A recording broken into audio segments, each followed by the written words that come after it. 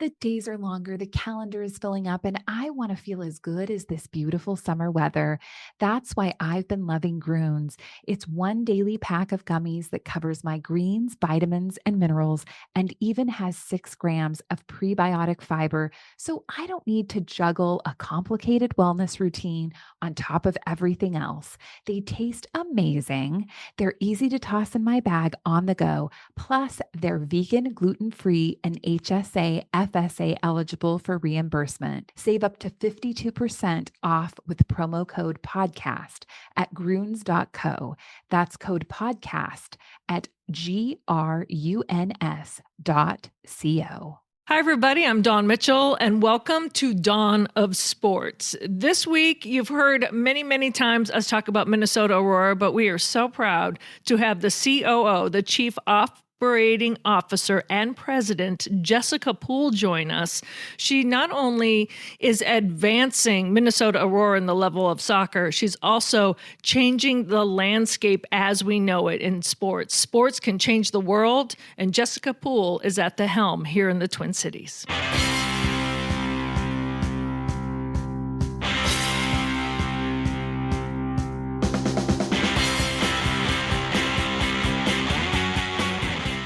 Welcome back to Dawn of Sports. Today's guest, Minnesota Aurora President and COO Jessica Poole. Great conversation with her. That organization continues to astound.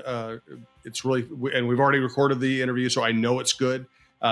Really powerful, interesting human being. Check it out. We're going to get to some local sports, men's and women's, here on Dawn of Sports. We are brought to you by Rudy Luther Toyota. Also recommend checking out Shepherd Goods and Lamb Chops clothing line. There's a sponsor of the John Krasinski Show. So if you use the promo code JONK20, John K20, you'll get 20% off their stuff. You see a lot of people at courtside wearing that stuff. Highly recommend it. We're also coming to you from the Aquarius Home Services Studios. I want to thank all of our sponsors and all of those who listen. It's been a blast doing this show with Dawn. She continues to bring on great guests. Just a reminder, if you like this show or any other show at talknorth.com, please subscribe to your favorite podcast app. It's free. It's the easiest way to listen. Thanks to our producer, Brandon Morton. And let's start here, Dawn. We will get to some local sports, but another college basketball player was injured during a court storming incident this weekend. Duke Kyle Filipowski was hit by a Wake Forest fan running onto the court. Caitlin Clark, about a month ago, was banged up by a fan sprinting onto a court. I've always thought the court storming was a terrible idea, and now we're seeing ramifications. What do you think of the entire scene? Yeah, it's a great visual, right? Just working from TV, like you're like, oh, that excitement. But I understand it if you win a national championship, right? I don't like it to see people hurt, but that's when security is ready and all that. But for a regular huge win during a regular season, I think it's unnecessary. I think it's dangerous. I do think, not to spark a little bit more controversy, how this most recent one was met rather than, oh, Caitlin Clark really milked it, it was almost okay for the woman to get run over, but not the guy. But that's a story for a whole nother time. I'm not a fan of it, Jim. I don't like masses of people to begin with. I always think, wow, I'm always up in the press box or something like that. I never really get to be fans at games, but I'm so glad that I would never be in the middle of all of that. I don't know. I think it should be banned, but then that's also part of the excitement. So I am torn. About it. I don't know how you feel. I am not torn. I don't get to... Just because I bought a ticket, I don't get to run up on stage when I go to the theater. I don't get to run up on stage when I go to a concert. NFL fans are not allowed on the field after Super Bowl victories. Baseball fans are not allowed to run around on the field after the World Series or any game. Every other sport says, we're not letting you idiots run over our players. Right. And college basketball, just because of tradition, allows it. And here's the thing. It used to be a spontaneous act. Yes. And or a huge game, like a national championship or something. Or the incredible upset. I mean, exactly. A nothing team knocks off number one on their home court, and people Right. got so excited they couldn't. I still don't think it was a good idea, but at least I understood it back then. Right. Now it's like, oh wow, this bubble team beat this other bubble team by 8 points, and guess what? The fans want to be on TikTok or Instagram or Twitter. They want to Uh-huh. have they want to pretend like they're the stars of the show. They want to run out there. So, and hey, we screen millions and millions and millions of Americans at the airport. Why? Not because millions of Americans are going to carry a bomb or a gun onto a plane and hijack it, because 1 out of 10 million people might try it. Well, if you let thousands and thousands and thousands of fans run onto the court, guess what? One of them is going to have ill intent. And I don't think there's enough Absolutely. reward in having them on the court to face the chance that even if it's accidental, you could sprain somebody's ankle, you could break somebody's rim, you could affect the outcome of the game. I hate it. It reminds me recently, because it's just been like, I don't know if obviously I don't know the numbers, but the frequency of which it happens is scary to me. It's like, I don't like the mass mentality, right? Of Yep. rushing anything.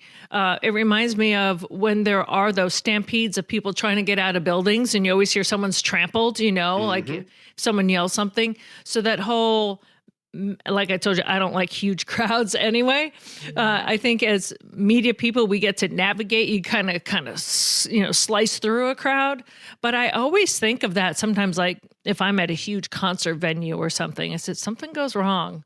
Like, where's the exit? I don't want to be trampled. And so that would be my fear as a player, because, and just think of it, they're descending down upon you too. So that's a whole nother physics lesson, right? And these security guards, they can't hold that rush of people. So there's got to be things put in place that can prevent that. So how do you do it? Do you bolster security? Do you, how can you put the genie back in the bottle? And when I was saying I was torn, I was saying I don't want college sports to become pro in a way, right? Of emotions, right? This is why we love college sports, right? Because the kids, well, I won't say they're not getting paid, but they are with nil now. But it's that emotion, and it's that love of the game, and it's that pure form of college sports. But you're right, Jim.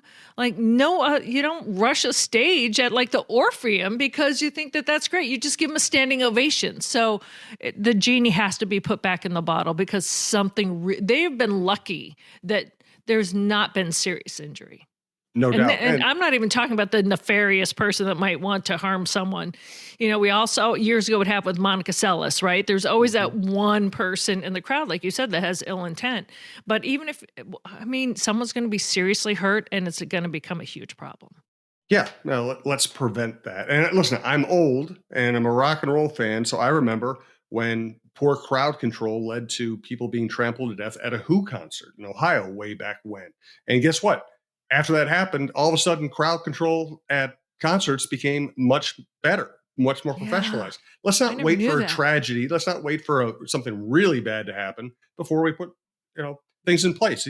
If you can keep 60,000 NFL fans from storming a field, you can keep 20,000 college basketball fans from storming a court. Yes. Yes, absolutely. And you know what? I just want to make a point. It's not just about protecting the players. It's about protecting everybody. Yeah. Coaches, fans, anyone there, young kids. Officials. Exactly. Yeah, no doubt about it. And while we're speaking, and one of the reasons I'm thinking about these things is I'm writing about them this week. Another stupid thing I would like to see go away: hockey fighting. The only place in hockey where fighting is allowed among at the top level of the game is in the NHL. And here we are in 2024, knowing what CTE is, knowing what concussions do to people, knowing the story of Derek Bugard, and we're still stopping professional hockey games to let two people punch each other in the face until they're tired. Yeah. I have to admit, full transparency, if I'm watching the game and somebody purposely, we have to stop more than that if we're going to stop the fighting. You have to stop like the enforcer just to begin with, or the thug or whatever you want to call him in the game, that's going to try to take out your elite star skater on the other team, like to target. I mean, there's no Bounty Gate was huge in the NFL, right? So it's more than just the fighting. Then you'd have to take out that, because the reason why the enforcer is there is if some team comes out and their main sole thing is let's get Kirill Kaprizov and take him out the legs, that's where the enforcer came from, right? So it's kind of inherent in the game. So do I believe the game can change that way? Absolutely. I think games can change when then there's a health risk. With that said, I have to say the fan in me, not the journalist, if there's someone that did a cheap shot to your star player, I kind of get like, yeah, he deserved it. Is that mentality good? Probably not overall. But as a hockey fan, I can see where that blood boils over. It's that emotion. But to just what I think the carryover, it's almost like throwing a baseball at someone, right? Like that carryover of bad blood. I think that needs to go away. I think I mentioned this before, where my family came in town, and obviously my family's from Boston. I have 4 brothers. Now, this one brother, I had never been to an NHL game before. And my brother's a coach, and he does not like that culture, Jim, of the fighting in hockey. He doesn't. And I was saying, hey, it's the NHL. Because he was thinking the crowds would be that way. I think he's remembering like when we were kids, like there'd be fights at Boston Garden or something. I'm like, it's not like that anymore. Like people bring their kids to Wild games. Well, literally within the first 5 minutes, because a couple of days beforehand, the Wild had beaten the Bruins in Boston in overtime. There was some bad blood left over from that game. And so within like the first 5 minutes, of course, they dropped out of nowhere, they drop the gloves and they start fighting. And I look at my brother and he's looking at me like, really? And my nephew, who's only 12, who's hilarious at this point, knows his dad. And he looks at me, and apparently in his school, they call them trailblazers. This one teacher calls their group of students trailblazers. And he looks at me because he knew what his dad was feeling. And he looked and he goes, Auntie Dawn, this is the part where the teachers would be like, trailblazers, look away over here. Look at the popcorn vendor. And like, it was just hilarious. Trailblazers, look away. And so he got the absurdity of it, but also, and it wasn't a bad fight. And it was more of a spillover, because my brother was like, well, what was that for? I go, well, that was from the game before. And he just shook his head. Now, the moral of the story is he ended up loving the game because that was the only fight, and then it was a great game, and everyone was happy. But I was like, of all the games I bring my family to, they drop the gloves, like spillover. So I'm torn as a hockey fan, but the stupidity of it, of just beating the heck out of someone, I'm not a fan of. But then you have to eliminate the cheap shots of going after someone's star player just to take him out like a Bounty Gate. Well, I would suggest that's where officials should do their job, because Olympic hockey, high-level championship, college hockey, women's hockey, if somebody gets chippy, the official gives them a penalty, and maybe a major penalty, maybe throws them out of the game. I don't know. I don't understand why. I mean, I just try to translate it to any other sport or any other aspect of society. Oh, if you have some bad blood, then you guys get to go over in that corner and just punch each other until one of you is brain dead. Right. How about the officials? Well, that's boxing too. We could go down that rabbit hole. But boxing, the point of the sport is to punch each other. And I'm really not in favor of it, but it is the essence of the sport. Fighting in hockey is a sideshow. Well, it can become a sideshow. It's mostly just to, stick up for your teammate. But I also see that excessive, like, right, it's got to be regulated. So it's just not, let's drop the gloves and, I mean, if you can get an extra amount now for drawing blood, right? Or if it's 4 minutes, you have to clamp down on the stupidity of just that. Let's just drop the gloves and beat someone up. And we want to thank Rudy Luther Toyota for sponsoring the program and being such a great supporter of women's sports. Again, hang on for the Jessica Poole interview. We're going to hit on the Timberwolves and then give you Dawn's FTG if she has one this week. But first, let's hear from Rudy Luther Toyota. Ready for a women-forward car dealership?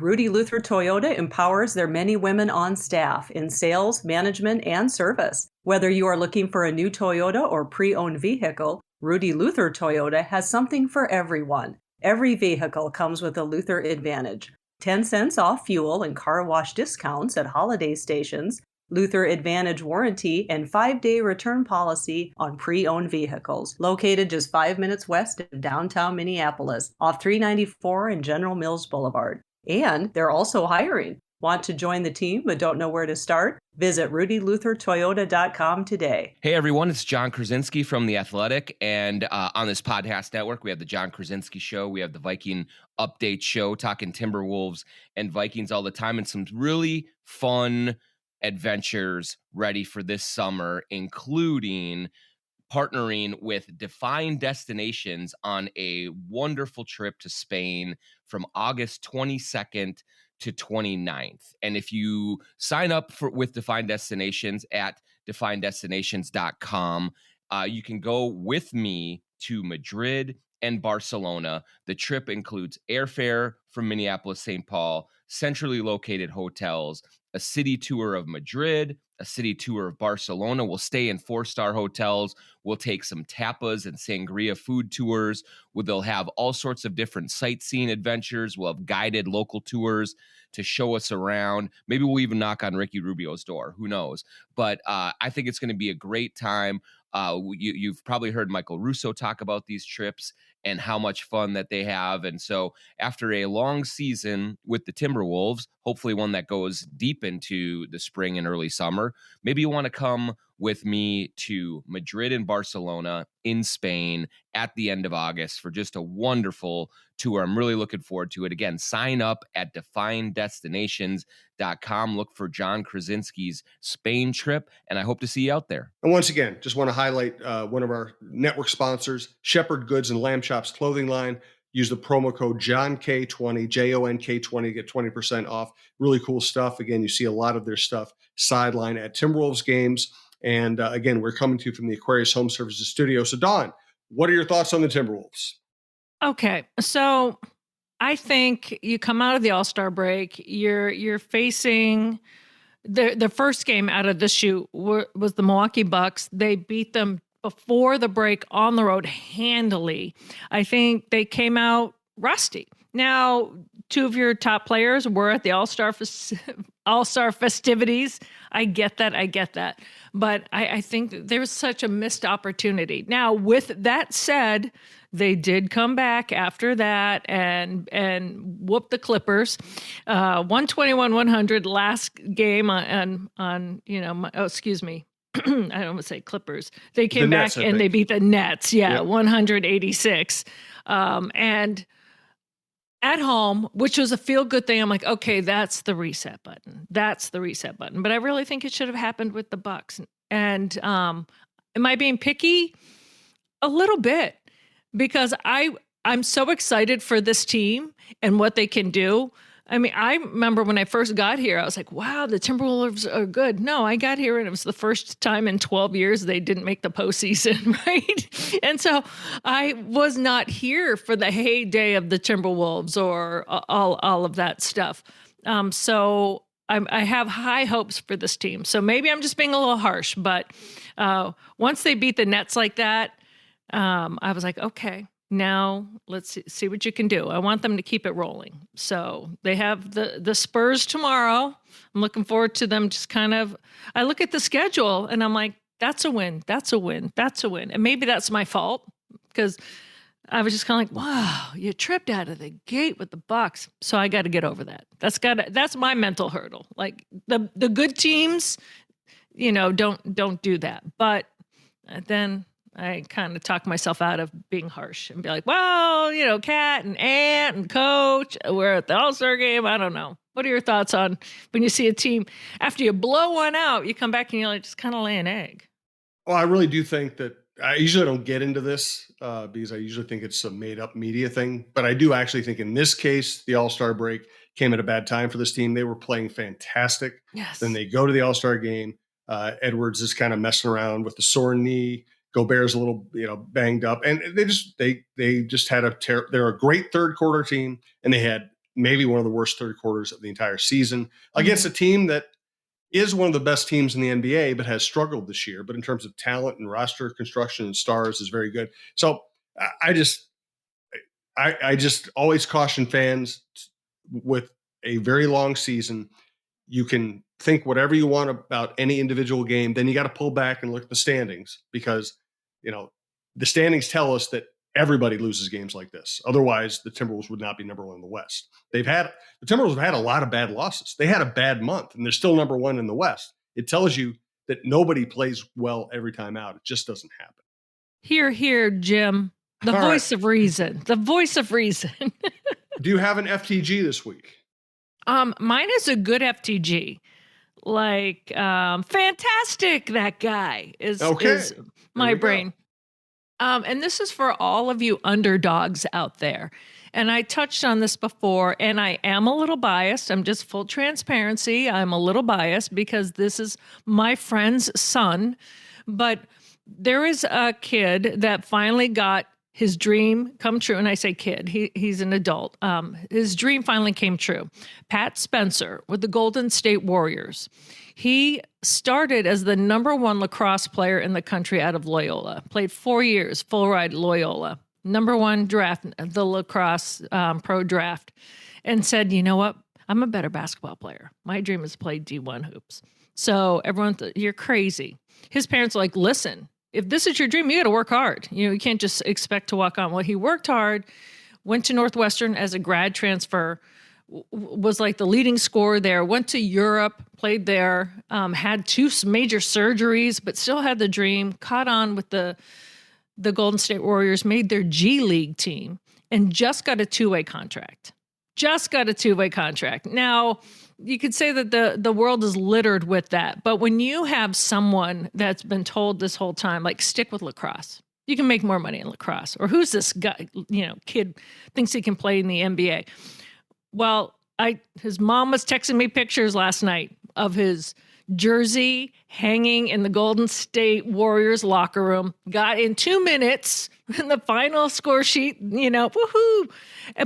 And I'm seeing pictures of him in the background with Andrew Wiggins. And I'm like, I just remember when Andrew Wiggins was here. So when you're seeing someone who, yes, people think that their lives are easy. It's not. And to just have to keep working and flying in the face of everybody, all the critics of what people say, even your friends and family are being like, why don't you just go back to lacrosse? Not his inner family, but I just want to give Patrick Spencer of the Golden State Warriors a massive amount of credit. And there's so many athletes out there. That have a dream, and sometimes when it gets tough, they don't have the support. And I just want to give a shout out to Pat and his brother Cam, plays on UConn, and had another phenomenal game. But I'm more about the underdogs that are told constantly that you can't, or you're crazy. Don't listen. Just go for it. Good stuff. And now Dawn's interview with Minnesota Aurora COO and President Jessica Poole.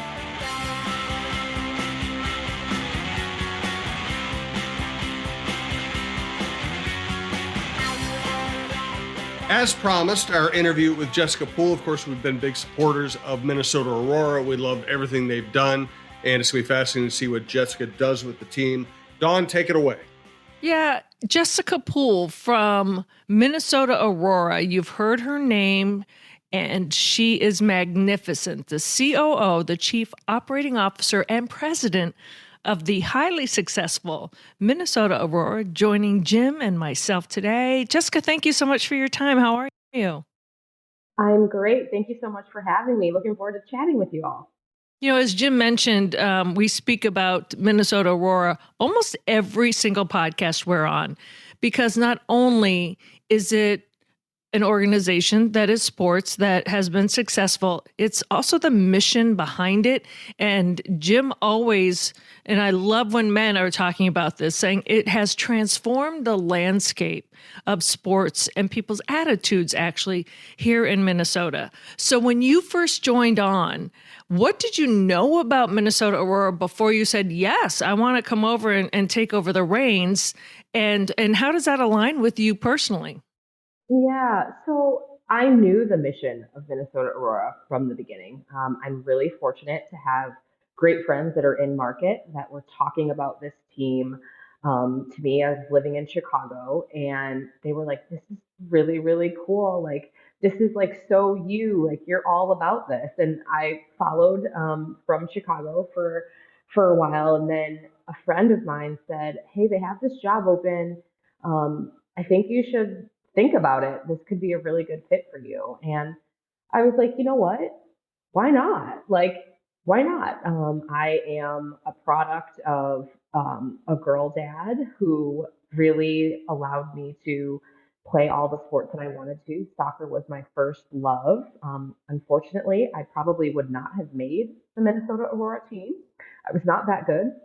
And after a while, I became pretty engrossed in basketball, and that was kind of my love. And this job gave me an opportunity to come back to my first love in sport and really do the things that I'm good at, which is operations and business and revenue generation and fan experience, all of those things I get to do on a daily basis. So this position really resonated with me from that standpoint, but also probably even more so from the just like societal norms that this team is breaking and changing and trailblazing. I am a Black woman, solo mom that works in as an executive in a sports team. So I affectionately call myself a unicorn. I don't find other people like me often. So this is an opportunity to really kind of link arms with the mission of this organization and take it to the next level. So it checked all my boxes. Well, it also checked the box too for Minnesota because you're the only woman of color leading a pro slash amateur team in the Twin Cities. And to kind of break into the landscape that way as well. Minnesota Roar is about representation. If you can see it, you can be it. I always love that motto because it is true. So for you, was that also playing into it? Like personally, for me, this means a lot, but I can also represent and just kind of change things on my own that way. Yes, that is. Ever since I started working in the sports industry, I've been the first or the only, and I have really taken that to heart. My mission, just as a human being, is to make sure that I leave this world better than it was when I got here, and this is my way of doing it. I was the first ever Black woman to lead College Sports Communicators, which is the largest kind of affiliate organization and in that landscape. And for me, it was a labor of love. And I wanted other women to see, particularly Black women who are very underrepresented in that industry, the communications industry, that you can do this. You can do this. You can be a mom. You can be a woman and you can be a leader. And I wanted to make sure that that was something that I was showing. So my entire career has been built on pay it forward. My first ever, I will shout out, I was the communications contact for women's basketball at the University of Michigan many, many years ago in my hometown. And one day I looked around and I was like, I am the only woman doing this. The only Black woman doing this, and the majority of our players are Black. Like, what's going on here? And so I Right. really went on a crusade of making sure that I was putting myself in positions to be elevated so that one day I could be able to hire people that looked like me, to make sure that there were pools that had people that looked like me. And so that's always going to be my mission. And as a parent, I'm raising a little boy who, quite honestly, His first love is women's sports. He said to me yesterday, "Mommy, when do the Lynx play again? I'm ready for basketball." He is Oh, he he is not he likes sports, but his baseline for sports are women's sports because he's grown up on a basketball court, on a soccer field, and the people that happen to be on those fields are women. So it's just a real joy to be able to pay it forward in that way. that reminds me of a guest that Jim and I had on a few months ago, Natalie Darwitz, who is the general manager now for Minnesota's PWHL team, and she has two sons, and she's highly decorated in the world of hockey, perhaps one of the most in the world, and especially from the United States. And she said to her sons, the first time they realized that boys actually played hockey was a revelation. They're like, "Mom, boys play hockey too?" Yes. So the perspective that William has is also changing the world as well, wouldn't you say? 100%. It's so funny you mentioned Natalie. She and I was just at their game yesterday against Boston, and we were talking about that very same thing. And she said, my boys are excited to come. I was like, and my William's super excited to come, and he doesn't know any difference. And I can't wait for him to be in middle school and having his mom still. Maybe he'll still let me coach his basketball team then. And just be like, my mom's my coach, and my mom does this, and like that's going to be powerful, and it will change the world. What Jim and I both loved, and we loved this separately. So, Jim, feel free to jump in on this one as well, because we have our Minnesota Aurora moments, and we don't talk about them beforehand when we come on the podcast. And a couple of weeks ago, Jim went with his first, and it was the exact same one as mine. And we want to talk about what you just have recently written on the website. And the main line that jumps out at me, the whole article, first of all, thank you so much for writing it. It was brilliant. But your quote was, "I am my ancestors' wildest dreams."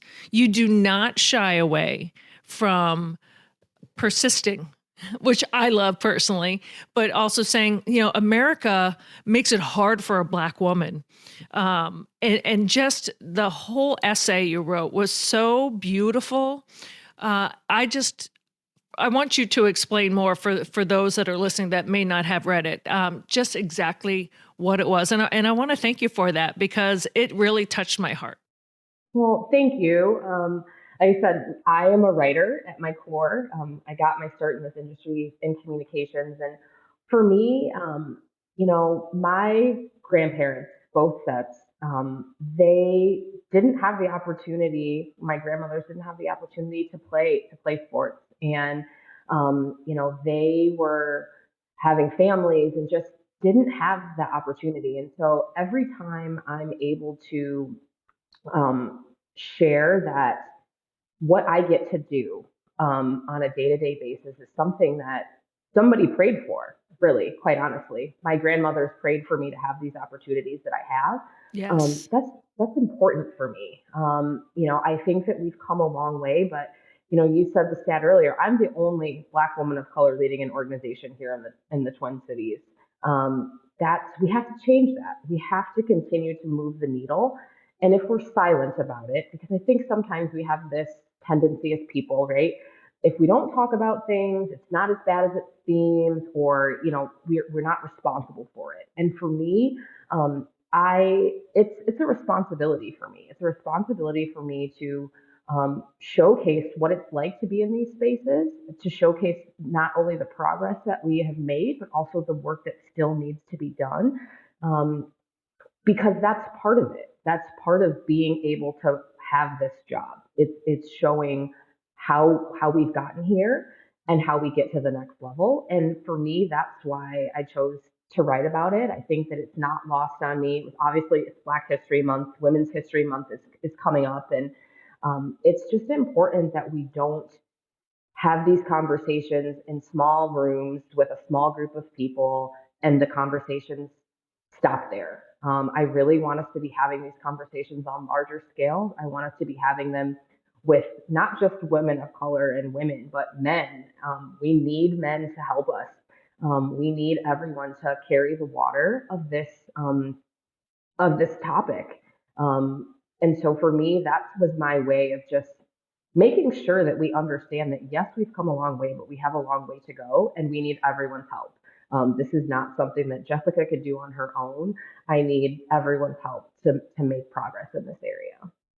And one thing about Minnesota Aurora, it brings the men in. There are young boys, there are dads, there are grandfathers that obviously you have a great product, right? And we're going to get to the actual team too in a second. But when you have men supporting, like even Jim on this broadcast, like, yes, I want to talk about strong women and empowering women and help move the needle.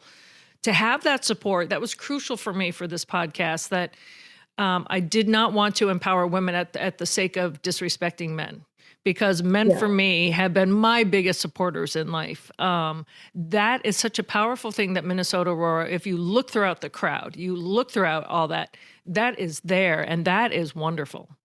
Yes, it is.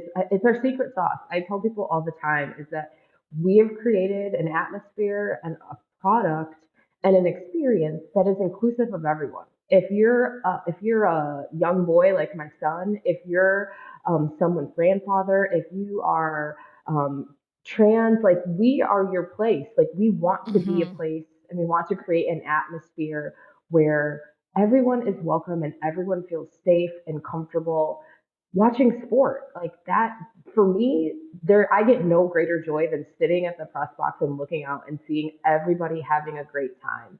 That's what sports are supposed to do. They're supposed to be connectors. They're supposed to bring people together. And we really take that to a different level than most sports teams. And I'm really grateful to be able to lead in that way. I'll jump in here. We Go have ahead, something Jim. something in common, Jessica. We both got journalism degrees from the University of Missouri Columbia. Woohoo! Obviously, you've done more with yours than I'd ever did with mine. So, but congratulations on that. One thing I always think is that our society and our sports teams would be better off if more people understood journalism and came at it from that discipline. I'm wondering how that influenced you in your career. Oh my gosh, I love that, and MIZ. I think that journalism and the path of communications has given me so many tools that I use on a daily basis in this role. I think that bar none, the relationship building and how you have to, I joke all the time, I'm good at building relationships with people because for many, many years, I had to do it for coaches that didn't want to build relationships with people. And so I use it every day. I think the relationship building is key to being successful in an executive position. I also think that being able to speak well and be concise with what you're saying and all of those things are not lost. If you're speaking on a panel, like you better know a cadence and when to talk and all of those things. And so I love that I have a journalism degree and it's something that I'm able to use every single day. Well, of course, I'm going to chime in and say I think journalism is fantastic. But it's a way, and more than true. just being fantastic, it's a discipline, it's a way of thinking, it's understanding, it's understanding how things work together. It's also understanding that if someone asks you a question, it's not an attack on you. It's a search for information. Yes. Yes. And it can also help bring forward, you talk about communication being important and not only the cadence, it's you want to be able to have your message received, right? Yeah. Many people can just say something, but it's how can I say it in a manner that people will listen and it will make a difference? And that's where sometimes that skill comes across. Yes. Yeah, I would agree. I would totally agree. Now, when it comes to the actual team, I just want to say congratulations. Not only are you going into the third season, you've never had a regular season loss. I know the postseason is going to be the next step to conquer for this team, but you also have Minnesota Aurora 2. And only 2 seasons behind this team to already have a feeder system just shows the impact that this has had and how many young girls, young women want to get involved. Can you tell us how this whole thing with the tryouts and do you have camps that are going on right now? Just, it's not overwhelming for you because this is what you wanted, but you must have to take a quick look back in the off season and be like, wow, this is bursting already. Yeah. So, when I came here almost a year ago, coming up on a year here, um, that was one thing that I really thought was important was that we create pipeline. There are so many young female soccer players in this region. We can't have everyone on the first team. And so Mhm. I was like, there's no better way to create pathway and pipeline and to really give young women an opportunity to experience Aurora in maybe a different type of atmosphere.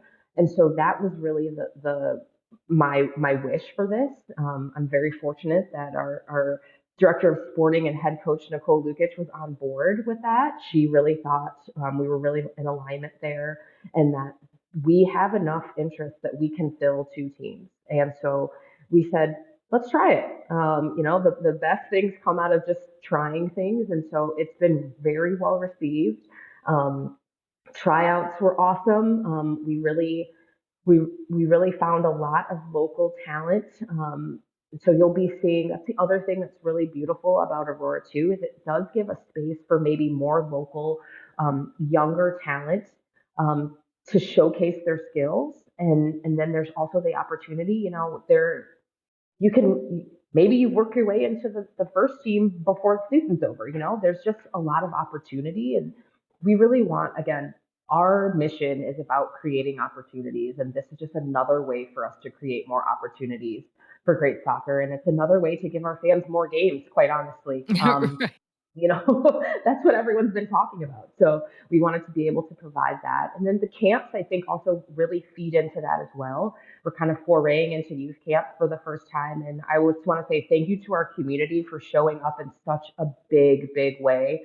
We opened camp registration last week, and literally in the first 24 hours, two of the four sessions were completely sold out. So this community has been behind us and all of the things that we're trying to do from the very beginning. And so, again, for community by community is a real thing at Aurora, and it's beautiful to see. And again, these youth camps are another feeder program, right? Like, I can't wait for the first story to come where we've got a young woman that went to a youth camp, played on Aurora 2, and then made the Aurora main team. That will be the next story. And that's something that we can give local players. And I think that's important, right? A lot of times you go to camp and it's just camp. You're going to be learning the Aurora way from camp to Aurora 2 to main Aurora. And I think that's a beautiful thing. And the holistic development of young women is important to us. And so this is just another two opportunities for us to do that. So we're grateful. And the pipeline goes on to the pros. There's already Yeah. so many women that have, I don't want to say graduated, but have moved on because of Minnesota Aurora onto the next level. I'm Yes. going to Europe in a couple of months or a month or so, and Tiana Harris is playing in France. And it just so happens she has a game close to where I'm going to be, and I'm going to go. So it's just kind of the connection of women in sports, because I know your dream is global. And I just want to Yes. tell you that it's going global, that women supporting women. I said, I think my friends and I are going to be there at the same time. And she's like, I would love to see you. We're making it happen. I love that. Like that, those are the stories that we want to come from the work that we do every day. That is, I get a little chills thinking that. Tiana is phenomenal. Kelsey Kafusi, first player Yes, ever yes. drafted in the NWSL from Minnesota Aurora. Like that's a big deal. I mean, we've only been here in this world for 3 years, and Mhm. we have professional players overseas. We have a NWSL draftee. That we're making a difference. And I think Yes. that's the coolest thing to be a part of.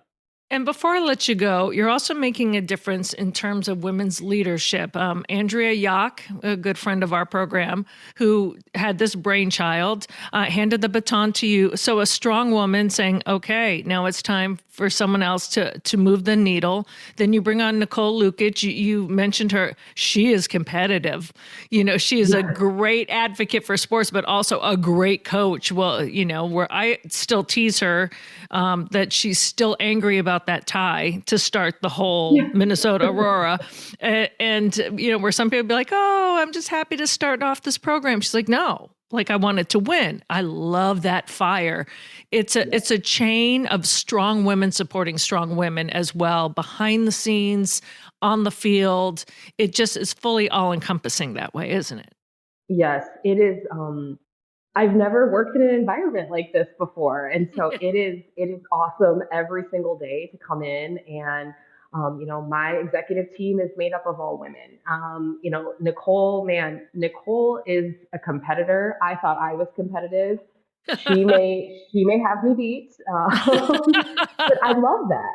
And I do love too. that for our players. I love that for our players that they can see that that you can be a woman and you can still be competitive and get the job done and not want to settle for less. I think that's so important for our young women coming up behind us to know that you can do it all. Now, I will tell you, one of my mentors tells me all the time, you can't do it all at once. Right. You can do it all. And I think that's just this brainchild of, Andrea and others is a living example of what you can do when you put your mind to it. So I'm grateful. We are grateful too. What are any key dates for people to be aware of so we can get this excitement of Minnesota Aurora already building here in February? Absolutely. May 30th is the home opener at TCO. Please make sure you get your tickets.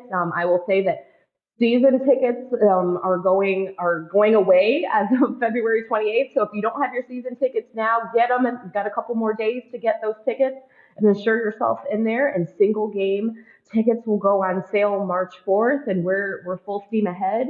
The Aurora 2 schedule and tickets and where we're playing and all of that good stuff will be announced here in the next several weeks. So we're ready for you, and there's a lot of really cool new merchandise coming down the pipe. So we're ready to see you guys, and we can't wait. And if you see us out and about, please say hello. We love to meet our fans and our community owners. You guys make us go. So thank you.